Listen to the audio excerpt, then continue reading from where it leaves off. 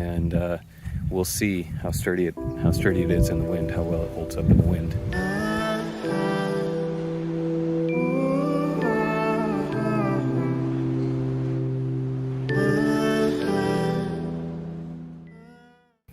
So here's the 1/2-inch coupler, and then I've got this little conduit clamp that you'd use for wiring up an electrical box.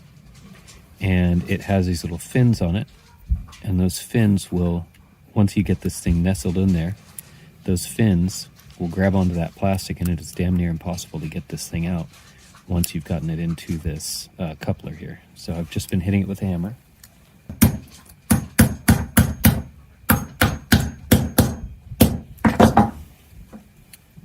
So there it is, and if you yanked on that as hard as you could, you probably couldn't get it out.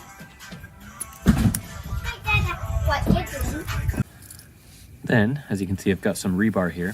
I'm going to cut off lengths of this, maybe 3 feet, maybe 2 feet. It'll be a pretty good length of rebar that'll go into the soil. I'll pound it in with a mallet or something. And then this will be on some PVC that'll form the ribs of the greenhouse. And the clamp, as you see here, I've opened it up. The clamp will go on here, and then you just screw these down to clamp it down, and then that will be, this will be in the ground, and this will be clamped onto it using this little conduit clamp that I've got here that's now, basically permanently lodged in this coupler.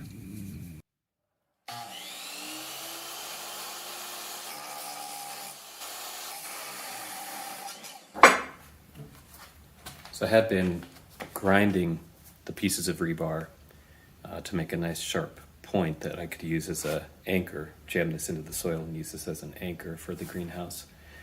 But what I've decided to do is, instead of grinding them with the angle grinder, which takes a long time, I'm just cutting them at a 45-degree angle, so they've got this nice sharp point to them, and that should allow me to drive them into the soil pretty easily.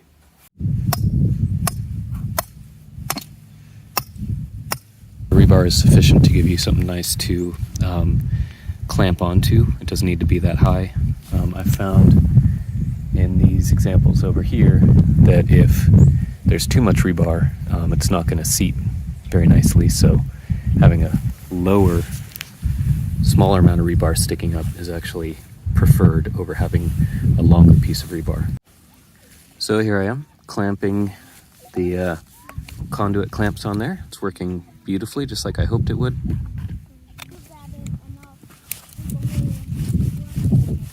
So these are the 3 different styles that we ended up with. So there's this style where the pieces of rebar are angled in slightly. That gives a really nice arc. And it's not under a whole lot of tension. That's kind of why I didn't want to do it this way at first, is I wanted to have enough tension on here to where I was certain that it wouldn't come loose. This is kind of an in-between, where it's got both a vertical piece of rebar here, but it also has a angled piece of rebar there. And this is under quite a lot of tension, to the point where, it might break eventually. And it was also hard to get it onto the rebar, so you can see it's seated kind of awkwardly on the end of that rebar there.